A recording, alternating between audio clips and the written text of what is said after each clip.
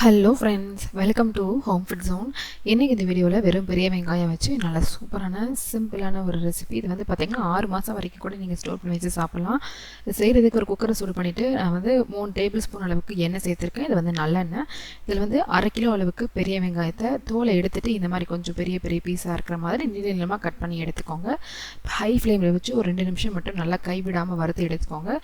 மொத்தமாக பீஸாக இருக்கிறது நல்லா உதிர்ந்து தனித்தனியாக வரணும். அது வரைக்கும் மட்டும் நம்ம வறுத்து எடுத்துக்கலாம். ரொம்ப நேரம் எடுக்காது, 2 நிமிஷம் வறுத்தாலே போதும்.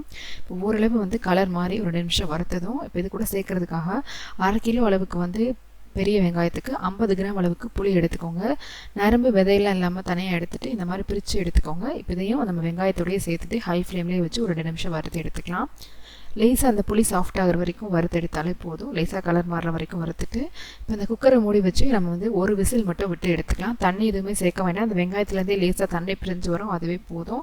இல்லை நம்ம எண்ணெயும் நிறைய சேர்த்துருக்கோம், அதனால் அப்படியே குக்கரை மூடி வச்சு ஒரே ஒரு விசில் மட்டும் வந்ததும் நல்லா ப்ரெஷரில் ரிலீஸ் ஆனதுக்கப்புறம் திறந்து பார்க்கலாம். இப்போ இன்னொரு பேனில் 1 டீஸ்பூன் அளவு கடுகு, 1 டீஸ்பூன் அளவு வெந்தயம் சேர்த்து வெந்தயம் கடுகு ரெண்டுமே நல்லா புரிஞ்சு வர வரைக்கும் வறுத்து எடுத்துக்கோங்க.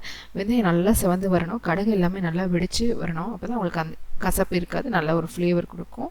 பார்த்தீங்கன்னா வெந்தயம் நல்லா செவந்திருக்கு, கடுகு நல்லா வெடிச்சதுக்கப்புறமா இது தனியாக எடுத்து ஆற வச்சிடலாம். இப்போ பார்த்தீங்கன்னா அதுக்குள்ளே குக்கர் வந்து ஒரு விசில் வந்துருச்சு. ப்ரெஷர் ரிலீஸ் ஆனதுக்கப்புறம் திறந்து பார்த்தீங்கன்னா நல்லா வெங்காயம் புளி எல்லாமே நல்லா சாஃப்டாக வெந்திருக்கு. இப்போ நல்லா ஆறினதுக்கப்புறமா இது ஒரு மிக்ஸி ஜாரில் மாற்றிக்கலாம். இப்போ இதை நம்ம அரைச்சிக்கலாம். தண்ணி எதுவுமே சேர்க்க வேண்டாம்.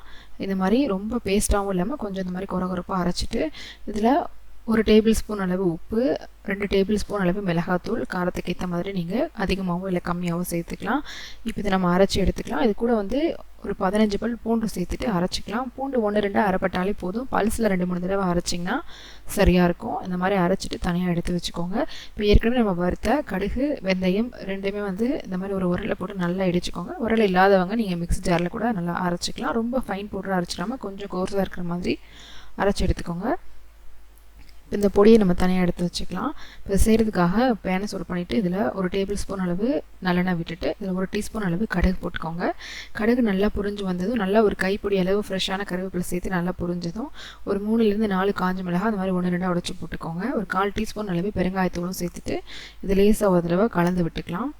இப்போ இது கூடவே நம்ம அரைச்சி எடுத்து இந்த வெங்காயம் பேஸ்ட்டையும் நம்ம போட்டுக்கலாம். அடுப்பை நல்லா சிம்மில் வச்சுக்கோங்க.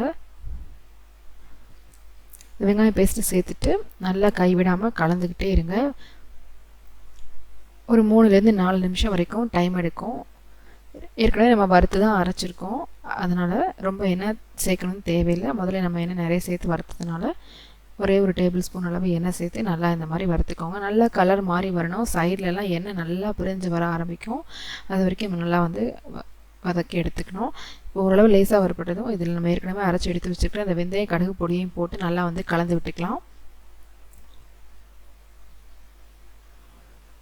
நல்லா இந்த பொடி எல்லா பக்கமும் படுற மாதிரி கலந்துக்கோங்க. உப்பு சரியாக இருக்கான்னு பார்த்துக்கோங்க. தேவைப்படுதுன்னா இந்த ஸ்டேஜில் நீங்கள் உப்பு போட்டு கூட மிக்ஸ் பண்ணிக்கலாம். இப்போ பார்த்தீங்கன்னா தெரியும், கொஞ்சம் கொஞ்சமாக நல்லா கலர் மாறி வந்திருக்கு. நல்லா இன்னும் கலர் மாறணும்.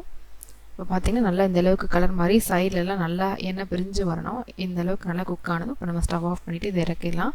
நல்லா சூடு ஆனதுக்கப்புறமா ஒரு ஏர்டைட் பாக்ஸில் போட்டு எடுத்து வச்சுக்கிட்டிங்க. 6 மாதம் வரைக்கும் கூட ஃப்ரிட்ஜில் வச்சு ஸ்டோர் பண்ணி வச்சு சாப்பிட்லாம். அதே நீங்கள் வெளியில் வச்சிங்கன்னா ரூம் டெம்பரேச்சரில் ஒரு மாதம் வரைக்கும் நல்லாயிருக்கும். நல்லா ஆறினதுக்கப்புறம் இன்னும் நல்லா எண்ணெயில் அதுலேருந்து பிரிஞ்சு வந்துடும். நல்லா ஆறினதுக்கப்புறம் நீங்கள் ஒரு ஏர்டைட் பாக்ஸில் தண்ணி எதுவும் இல்லாத மாதிரி பார்த்து ஸ்டோர் பண்ணிக்கோங்க. இப்போ இது பார்த்தீங்கன்னா சப்பாத்தி, இட்லி, தோசைன்னு எல்லாத்துக்குமே ரொம்ப நல்லாயிருக்கும். முக்கியமாக சாதத்துக்கு சேர்த்து சாப்பிட்றதுக்கு ரொம்பவே நல்லாயிருக்கும். தயிர் சாதத்துக்கும் நல்ல காம்பினேஷனாக இருக்கும். கண்டிப்பாக இதே மாதிரி நீங்களும் செஞ்சு பாருங்கள். இந்த ரெசிபி உங்களுக்கு பிடிச்சதுன்னா லைக் பண்ணுங்கள், ஷேர் பண்ணுங்கள், கமெண்ட் பண்ணுங்கள். கண்டிப்பாக ஹோம் ஃபுட் ஜோனுக்கு சப்ஸ்கிரைப் பண்ண மறக்காதீங்க. நாளைக்கு இதே மாதிரி ஒரு நல்ல ரெசிபியோட உங்களை வந்து மீட் பண்ணுறேன். அது வரைக்கும் பாய்.